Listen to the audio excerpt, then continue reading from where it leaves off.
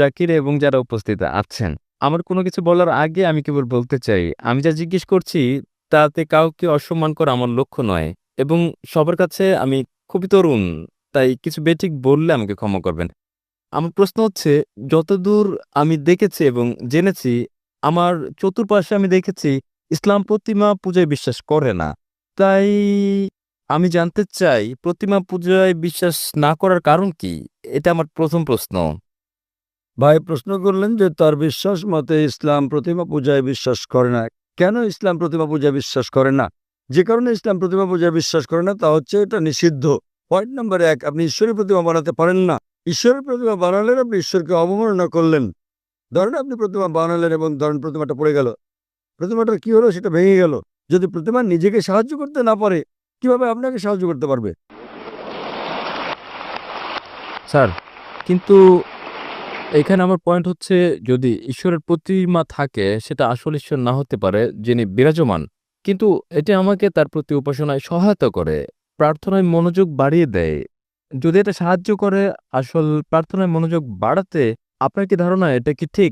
ভাই বলছেন যে সে প্রতিমা যদি ঈশ্বরের প্রতি মনোনিবেশে সহায়তা করে, সেটা কি তার জন্য ভালো নয়? কিন্তু ঈশ্বর যখন বলছেন আমার প্রতিমা বানিও না, তবুও কি আপনি বলবেন এটা স্রষ্টাকে মনোনিবেশে সাহায্য করে? এটা কি ঠিক না ভুল?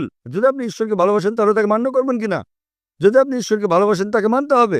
ধরুন আপনি একটা কোম্পানিতে কাজ করেন এবং বস আপনাকে বলছেন যথাসময়ে অফিসে আসুন। আপনাকে ঠিক 10টায় আসতে হবে। আপনি বলবেন না, আমি যদি 11টায় আসি, আমি ঘুমাবো, আরো ফ্রেশ থাকবো, আমি 11টায় আসবো। সেটা কি ঠিক না ভুল? সেটা ভুল। এরপর কিছু লোক আসলো 10টায়, কেউ 11টায়, কেউ বা আবার আসলো 12টায়। না না, কিন্তু আপনি জানেন আমি ভালো কাজ করতে পারি। কেউ আসলো 1টায়, আবার কেউ আসলো 2টোর সময়। আপনার কি ধারণা কোম্পানিটি ভালো চলবে? না, আমি আমার বসকে খুব ভালোবাসি। বস বলছেন যথাসময়ে আসুন, টা মানে 10টা। যদি আপনি বসকে ভালো না বাসেন তাহলে আপনি দেরি করে আসতে পারেন আর রেজিস্টারে লিখে দিতে পারেন আমি ঠিক সময় এসেছি। এটা হচ্ছে প্রতারণা। তাই আল্লাহ স্পষ্ট করে বলে দিয়েছেন কোরআনে যে প্রতিমা পূজা করা নিষিদ্ধ। এটা এমনকি হিন্দু ধর্মগ্রন্থে উল্লেখ করা হয়েছে। সুস্পষ্ট করে বলা হয়েছে, আমি আগেও বলেছি, শ্বেতাসূত্র উপনিষদে আছে, অধ্যায় নম্বর 4 অনুচ্ছেদ নম্বর 19, যজুর্বেদ অধ্যায় নম্বর 32 অনুচ্ছেদ নম্বর 3, না তাস্য প্রতিমা আস্তি, মহান ঈশ্বরের কোনো প্রতিমা নেই, কোনো প্রতিচ্ছবি নেই, কোনো ফটোগ্রাফ নেই, কোনো চিত্র নেই, কোনো প্রতিকৃতি নেই, কোনো প্রতিমা নেই, কোনো ভাস্কর্য নেই, কোনো মূর্তি নেই।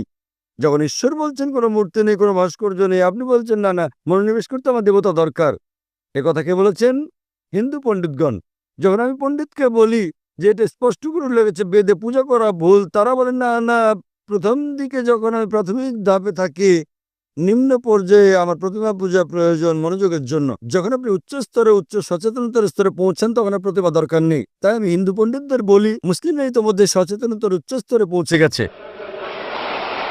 আহ, স্যার স্যার তবে যদি এটা আমাকে সাহায্য করে কোনোভাবে, তাহলে ঈশ্বর কেন বলবে এটা করো? কারণ আপনি ঈশ্বরকে হেয় করছেন। ধরেন আপনার বস বললেন 10টায় আসতে, না এটা আমাকে সহায়তা করে, আমি যদি 11টায় আসি শান্তি অনুভব করি, তাহলে আপনার বস আপনাকে বলবেন। যদি আপনার সহায়ক হয় তাহলে কোম্পানি থেকে বেরিয়ে যান, অন্য কোম্পানিতে যোগ দেন, যেখানে কেউ আসে 10টায়, কেউ 11টায়, কেউ 12টায় আসে। আপনি কর্মচারীকে বললেন 10টায় আসতে, ধরেন আমি কর্মচারী বললাম দুপুর 12টায় আসবো, আমি শান্তি অনুভব করি, এটা আমাকে ভালো লাগে, আমি প্রশংসা করি, আপনি খুব ভালো বস। আপনি কি পছন্দ করবেন? প্রতিদিন আপনি বলেন আমার বস খুব ভালো, আমার বস খুব ভালো, আপনি তসবিহ জপেন, আপনার জপমালা, আমার বস খুব ভালো। অন্য কর্মচারীরা বিকেলে আসে, 2টোর দিকে আসে, আমার বস খুব ভালো, আমার বস খুব ভালো। বস বলবেন ভাই, আপনি আমার প্রশংসা বন্ধ করেন, সময় মতো অফিসে এসে কাজটা করেন।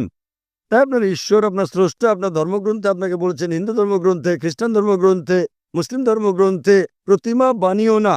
আপনি ঈশ্বরকে অবমাননা করছেন। এত ক্ষমতাবান ঈশ্বর, তার প্রতিমা বানাচ্ছেন। কে প্রতিমা বানাচ্ছে? কে বানাচ্ছে? মানুষ। তখন ঈশ্বর বলবেন আমি মানুষ জাতিকে বানিয়েছি, এখন মানুষই বানাচ্ছে আমাকে। কি বোকামি এটা! স্যার, কেন আপনি করেন না, না। যখন ঈশ্বর আপনাকে বলছেন প্রতিমার প্রয়োজন নেই, প্রতিমা ছাড়া ঈশ্বরের প্রতি মনোনিবেশ করো?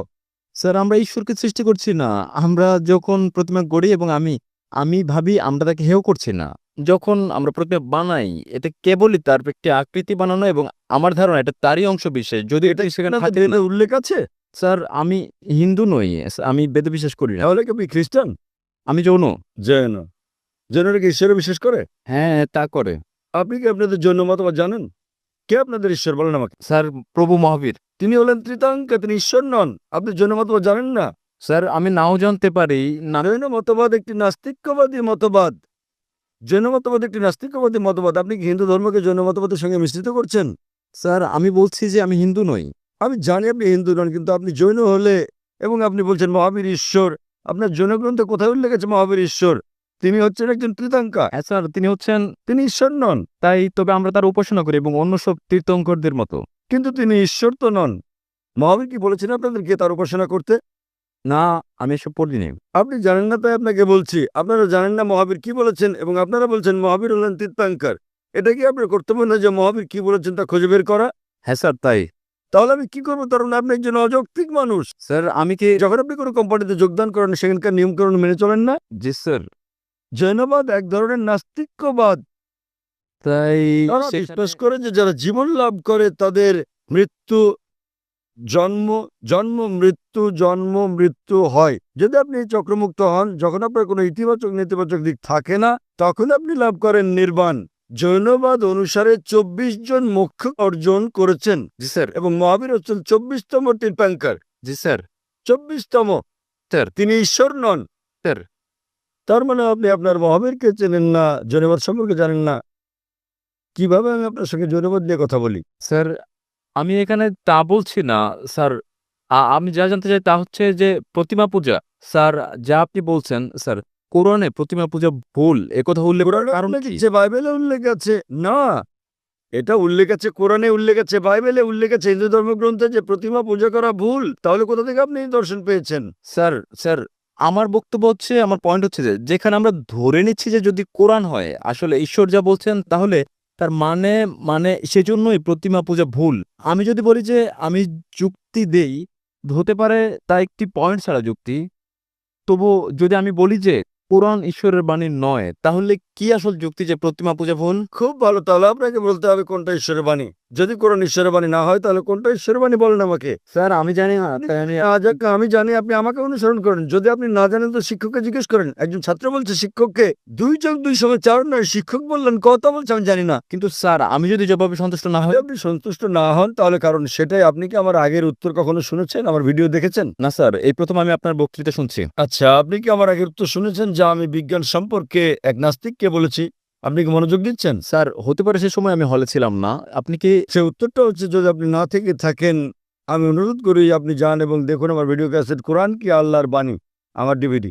ওকে, নামটা কোরআন বলবেন? কি নামটা কি আবার বলবেন? কোরআন কি ঈশ্বরের বাণী? কোরআন কি ঈশ্বরের বাণী? এবং ইনশাল্লাহ যদি আপনি মুক্ত মনে এটা দেখেন, আপনি ইনশাল্লাহ গ্রহণ করবেন যে কোরআন ঈশ্বরের বাণী এবং বিশ্বাস করবেন ঈশ্বর একজন, যার কোনো প্রতিমা নেই, এবং ইনশাল্লাহ আপনি এটা গ্রহণ করবেন। তাই যান এবং দেখেন ডিভিডিটা, এটা 4 ঘন্টার ডিভিডি। এবং ইনশাল্লাহ আপনার কোনো জিজ্ঞাসা থাকলে আপনি আমাকে লিখতে পারেন আমার ইমেলে zakir@irf.net।